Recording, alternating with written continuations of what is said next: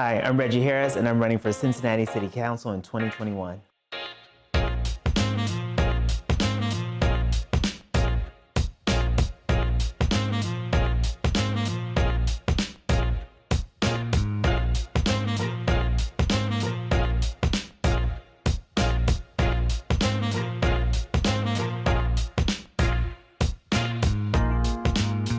All right. Welcome, Aftab, to the Reggie for Cincinnati podcast. I'm super excited to have you on. How are you? Reggie, I love that you have a podcast. Of course you have a podcast. Let's run for council. Let's maintain my full-time job. Let's be an incredible husband. Yeah, in my free time, I'm going to launch a podcast and be a whole internet radio personality. So this is just incredible. It is consistent with who you have been and who you are and who you will be on council. Just working 24/7. I love it. Listen, I am a working man. I have always done this. But you would know this is where this comes from. So, and I always tell this story because I wanted to give credit. So, there's a woman named Dr. Collins. Dr. Collins is one of my high school best friend's mom. And Dr. Collins told me, she gave me incredible nuggets. She said, Reggie, always make sure you have multiple streams of income and multiple projects so that you can always say, you know what?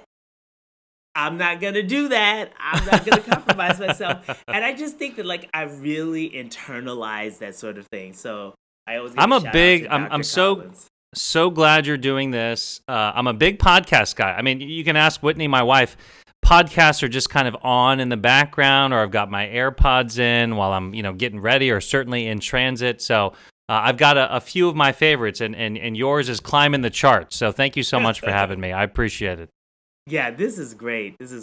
So after I actually wanted to start off telling a story about the first time I met you, but we didn't meet each other. But okay. I came. You were just you were just staring at me from across the room. One of those deals. Well, it's a little bit like that, but it's not that creepy. Okay. So, do you remember? It was in 2016. It was a 2016 election.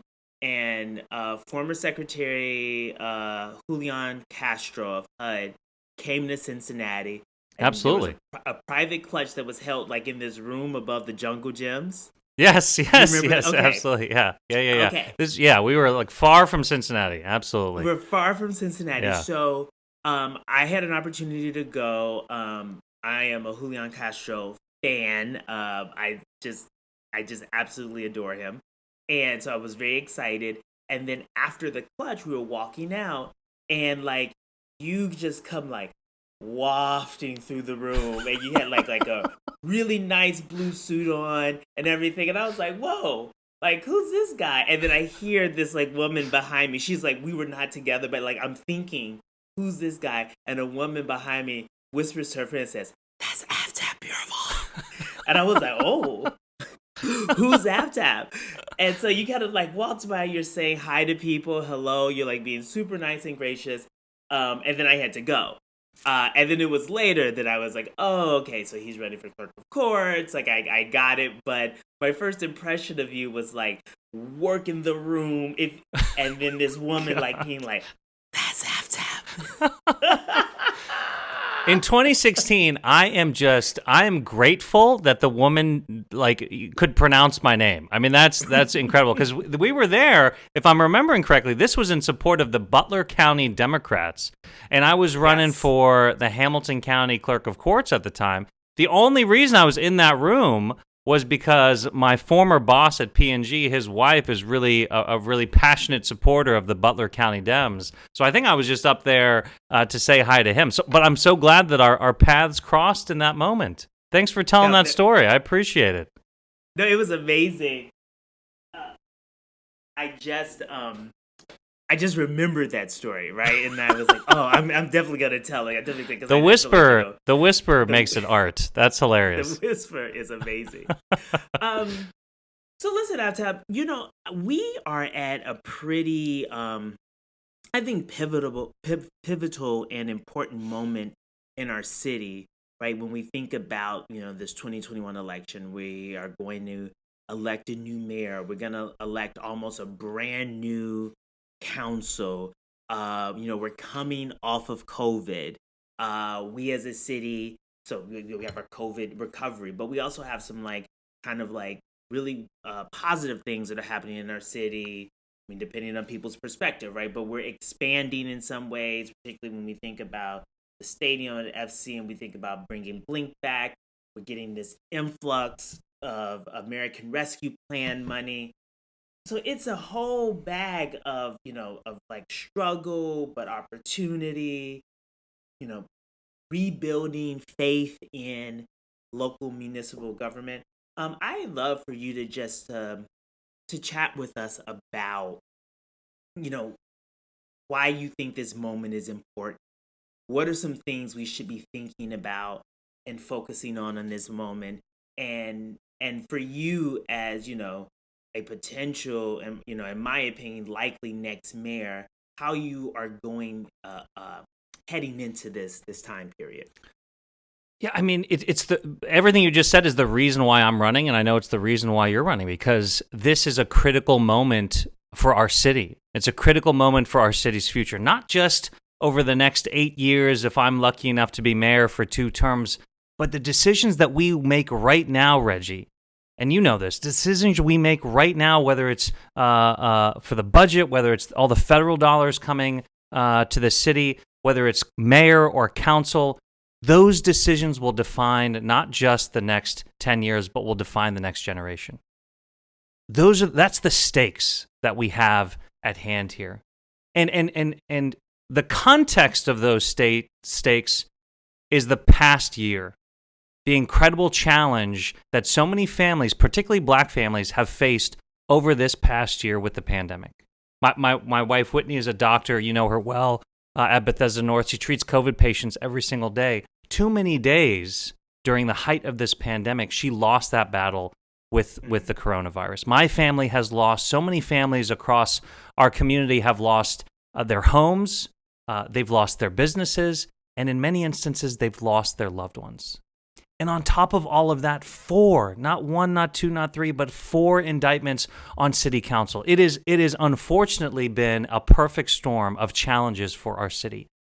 But the reason I'm running and the reason I'm optimistic about the future of Cincinnati is that's exactly when we rise. I think if you run for mayor, if you run for council, you should have a plan. You've got plans. I've got a plan. I've for months now, I've been talking about my comprehensive economic recovery plan. And it's got 3 pillars. My vision for the city can really be distilled into 3 words: recovery, growth, and equity. We've got to recover from this pandemic. I think we're well on our way to making really strategic decisions to make sure that we stand up small businesses, that we stand up Black and brown communities, that we stand up industries and families that have been decimated this past year. But once we do that important short-term work, we all have to make sure that we're growing the city. Cities our size either grow or we die. We've got to grow. We've got to grow our skyline. We've got to grow our tax base. We've got to grow. But when we grow, the 3rd pillar is absolutely a priority. We have to keep equity in the center of the frame. I've rolled out a comprehensive affordable housing plan. Reggie, you're an expert in affordable housing. You also have rolled out an affordable housing plan. Certainly, we need a real, genuine commitment from the city for affordable housing strategies, but it has to be more than that. In order to have true equity, in order to have true wealth and ownership in the Black community of homes and communities and businesses, we have to have a collaborative partnership with the institutional philanthropies, the businesses, the universities, and the corporations to make real investments into our communities to start building that wealth. But because of redlining, because of systemic racism, our Black community just has not had the opportunities to build the wealth like their white counterparts. And we've seen in 2008 and most recently now in 2020, communities that don't have that access to wealth are disproportionately affected. So it's what I'm really excited about with this mayor's race is the mayor is the one person in City Hall who's focused not just on the short term, the blocking and tackling, the basic services of the city, but also focused on, in 20 years, what will Cincinnati look like? in 20 years, what can we together make Cincinnati look like? When my son Bodie, who's now not even 2 years old, in 20 years, when he's a grown man, what is that city going to look like for him? And is he going to want to live here? That's what my mission statement is, and that's why I'm so excited about this race. Yeah. I was like taking notes because there's a lot that I think that I share with you. I think that there are a few things that are really sort of like the kind of foundation, of our friendship. You and I are both deeply optimistic people, right? And I say this as someone, who's personally experienced tragedy, who has personally experienced poverty. I grew up on the south side of Chicago, not to any money whatsoever, right? Have experienced, living without, water or the lights on, not having money for bus fare. I started taking the bus to school in third grade. Like I've had those experiences, but I've always remained deeply optimistic. And one of the reasons why I've always remained deeply optimistic is because at every point in my life, there has been an example of what was possible by people who looked like me. And so when we think about this equity piece, right, one of the reasons why it is so important for all people to succeed, especially folks in marginalized communities, because those are the moments and that is the time when other folks who are struggling, who may not be born in positions that have placed them in, strategic places in their lives to advance, that will, that optimism, that, for folks who, have faith, who believe in God or believe in a higher power, that substance, the belief in the substance that is hoped for but is not seen, like you have to see that. So I just want to acknowledge that, like, I am myself and deeply optimistic, not naive, recognize the, the challenges, but that optimism. And then when I think about our plans, right, one of the things that was really cool when I was going through your affordable housing plan is that it kind of gave me this, it was a glimpse into how the mayor and council members can work. Because what happened is that like the overall vision presented in your affordable housing plan, and particularly, I think your housing plan also encompassed those three pillars, right, of recovery, growth, and equity, laid the groundwork for this is where we're going in the next 10 years. And then in the plan that I had, came in and started to think about like that community perspective and then how we began to navigate and weave those things. And I think that that's ideally what we want to see in a mayor and council candidate. We want a mayor, we want a strong vision. We want priorities that are specific, priorities that are directive, priorities that, plan for growth. And then having 9 council members, right, fill in some of those gaps with areas of expertise and drill down a little bit, I think is, an ideal way to grow. But I want to talk a little bit with you about the growth and the equity piece, because I think that a lot of Cincinnatians are afraid of the word growth. And I've been saying this on the trail a lot, that I want Cincinnati to grow, but I don't want us to be Nashville or Denver or Austin or Boulder, one of these cities that they've grown faster than their infrastructure. So you go and it's like a cool city, but you sit in traffic for 3 hours, or there's cranes going up everywhere. That we can grow, but we can grow equitably with a plan. Help make growth not as scary. Talk to us about growth, and when you say grow, paint a picture for us that's not gentrification of pushing people out or displacement. Yeah. I mean, the bottom line is if we want to tackle income inequality in our communities, if we want to tackle the lack of, frankly, a black middle class in our communities, if we want to have a strategic and historic investments in affordable housing, in taking on systemic racism in our criminal justice system, then we have to have the resources in order to tackle those equitable challenges. Because quite frankly, building equity costs money. And we can't build equity without those resources. Now, we can prioritize the current resources that we have in order to plant those seeds, but in order to really gain momentum on those big social challenges that we face as a city, we've got to have the resources. And in order to have the resources, we've got to have the tax base. We've got to be a destination where people want to come, but most importantly, want to stay. And so when I'm talking about growth, I'm talking about global growth. Because right now, Cincinnati has a diversity problem. We are not very diverse. We are 60% white and 40% black, or thereabouts. There's just not a whole lot of people in Cincinnati who look like me. We don't have a lot of brown people. And if we really want to be a destination for folks, if we really want to lift up our legacy communities who are here, treat them with dignity, then we have to be a city where everyone can come and everyone can succeed. And right now, Cincinnati is just not very sticky. I started at Procter & Gamble about 7 years ago, and so many of the young black lawyers and young brown lawyers that I started with no longer live in Cincinnati. They live in Houston.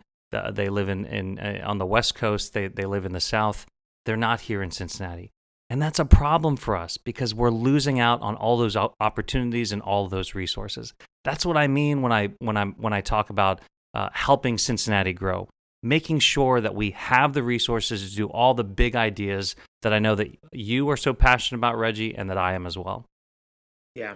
And I really appreciate you mentioning this idea about being sticky because, a passion point and passion area for me is, again, in a city, that is, 40% African American, that at one time that, was like basically half the city was black.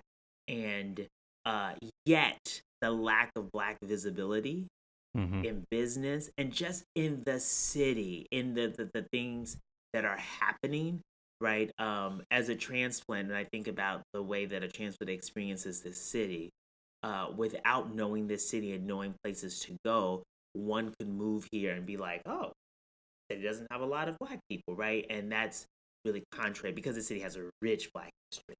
Yeah. Rich black history, first black school board in the nation, the really battling this, having the a stop on the Underground Railroad and really sort of being ground zero for some of the historically what we know as like the northern racism that helped perpetuate enslaved folks. And so like this is a breeding ground. This city is perfect for growth. It is perfect and is prime for growth that does not displace. Right? Like I think we can really do it here in this way. So again, I guess that feeds off that optimism. I think the table is set in many ways for the city to really grow. But if it's not done correctly, then a lot of legacy communities will suffer. And so that's why I'm so optimistic about a new mayor and a new council to grow, but to grow with making equity a priority, and that certainly will be a goal of mine. Yeah. Aftab, I do want to ask you one thing. So I know that you have endured criticism from press and god awful Twitter. Every time I can rail about Twitter on this podcast, I do. But and the thing that I hear a lot is that like, oh, he's so ambitious. He is he's not authentic. He's not, and that's not the experience that I have of you, but I do see a thing, right? Like, and so when I actually want you to name it or describe it. Like, I don't want to describe it, but I do understand what people are trying to name. And I imagine, taking a guess here, putting my therapist hat on, this is probably a narrative. Oh gosh, am I on the couch? Well, no, because I'll send you an invoice if we're on the couch. Fair enough. This is probably a narrative you have encountered throughout your life. And so talk to me about that, that criticism or that feedback and what you think it is. This quote unquote polish thing has kind of followed me around my entire professional career, but it's been particularly notable and louder as I've entered politics and public service. And the honest truth here, Reggie, is I am really prepared. When I show up to things, I've done pre-reading. I've studied the issues. I have something to say. I've got a point of view. I've got an opinion, and I've thought through it so that I can communicate it clearly and also consistently. And that's not an accident. It's because I have to.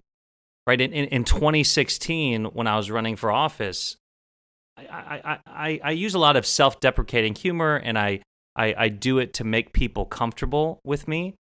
But the fact that I have to make audiences comfortable with me, with my name, with my ethnicity, with where I come from, speaks to the fact that I have to be prepared. I'll just give you an example. When I first started running, and you saw AFTAB on a yard sign, it didn't automatically register that was a human being, right? A lot of people thought that it was an advertisement for an insurance company, right? And so when I would call supporters and say, my name is Aftab Pureval, I'm running for the Hamilton County Clerk of Courts, I would have to spend the first 5 minutes explaining what an Aftab is. That's me. It's my name. It's my first name. And so the barrier to entry, and you know this well, for Black and brown people and for women into politics is often insurmountable. And so I have learned and been trained that if I don't come correct, if I'm not, totally buttoned down, then I'll be easily dismissed. And so it's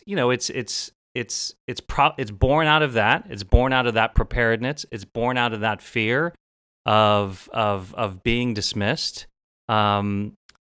But I'm also incredibly proud of the fact that I work hard, that I think about the issues and think about what I'm going to say before I say it. That I'm very rarely caught off guard, and if some people think that seems canned, I understand that, but that's how I, as a brown person, as a person with an ethnic name, need to approach politics in order to be successful.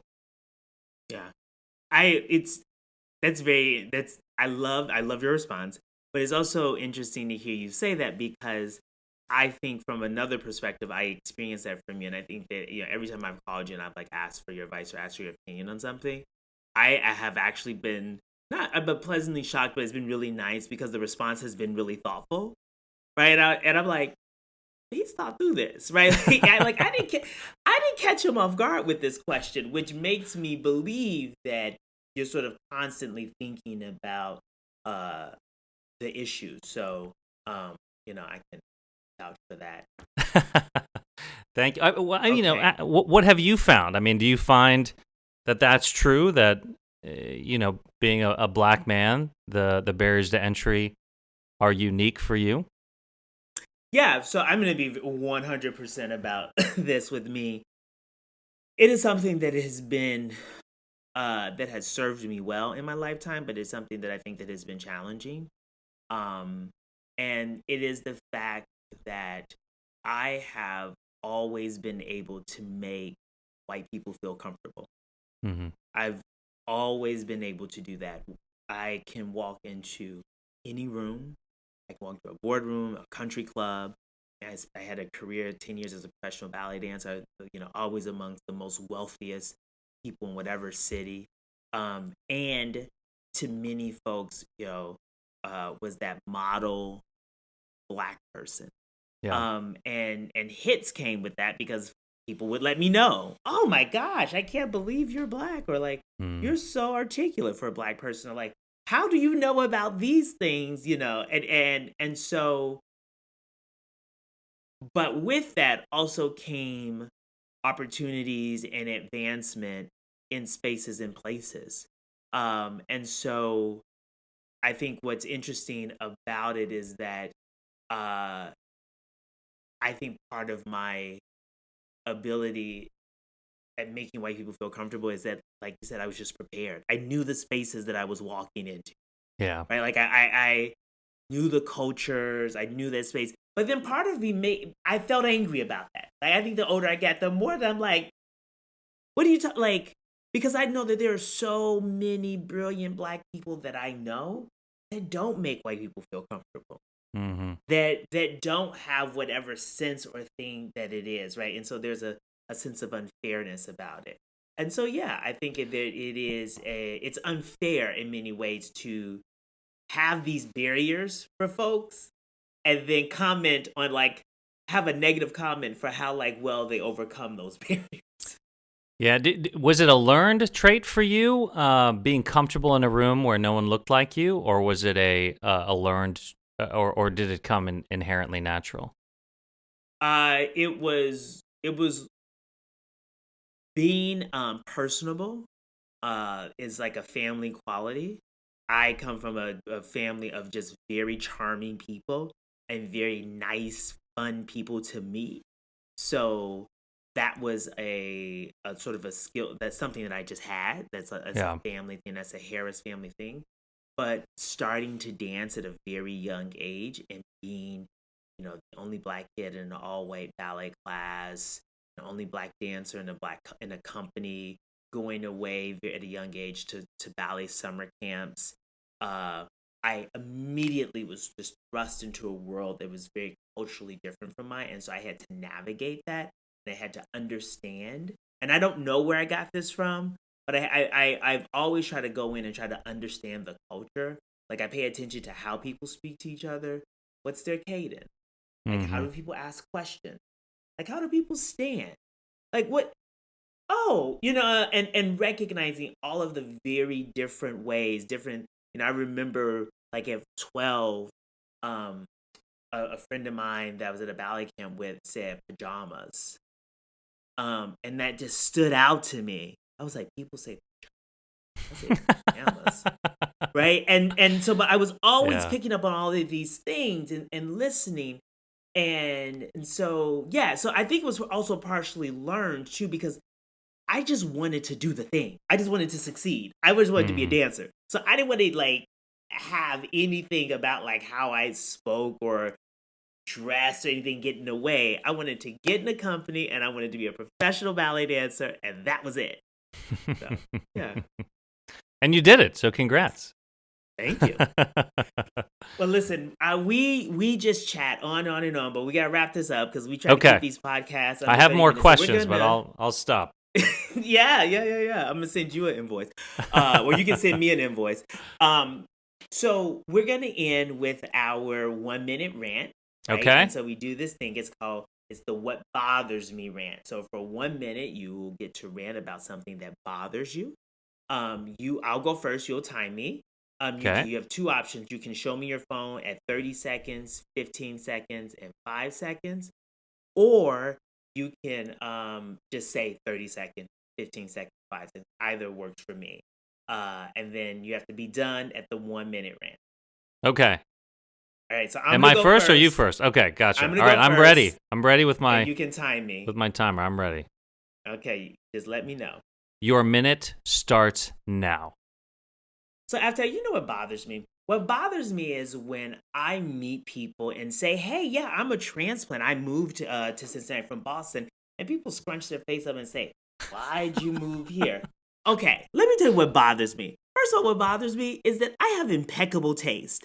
I have impeccable taste, and for you to not even know me and question my taste level, I don't think that bothers me. It bothers me because I made a conscientious decision. My husband and I made a conscientious decision to move to a city that has incredible housing stock. Move to a city that has an incredible history. Move to a city that has an incredible Black history. Move to a city that is affordable. What do you mean?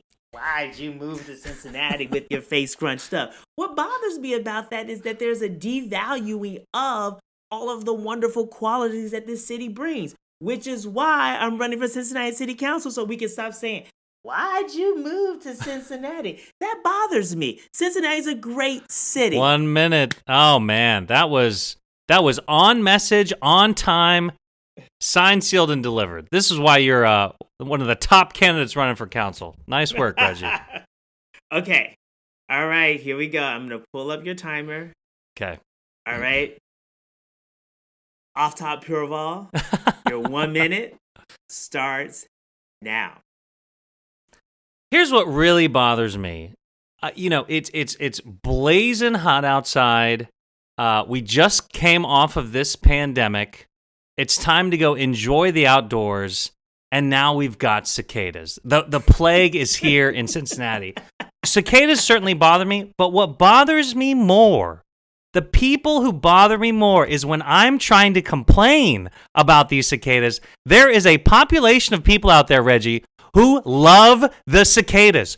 What is wrong with these people? Who are these people? They love the way the cicadas sound. They love the way the cicadas look. Some of these people love the way these cicadas eat. I was trying to mow my lawn. I live in Clifton. I was trying to mow my lawn just this past weekend. I got swarmed by, they were in my eyes, they were in my mouth. What is wrong with these? These people need to be jailed. They need to be sent away. These cicadas are hideous, and I can't wait for them to be gone. All right, that's all I got. That's what's bothering amazing. me. No, you did it. Okay, I just have to say, I feel you on the cicada thing. Like, I just like, it is the people. I saw someone the other day that was like, you guys, I held 200 cicadas today. What?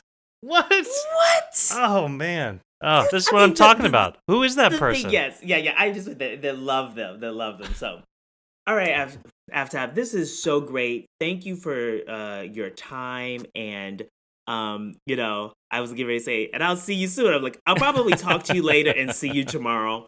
But, Reggie, thanks for making this space. Thanks for giving me and others this platform. I'm so excited for your council campaign. I can't wait to call you Mr. Councilman. Good luck, buddy. We'll talk soon. All right. Thank you.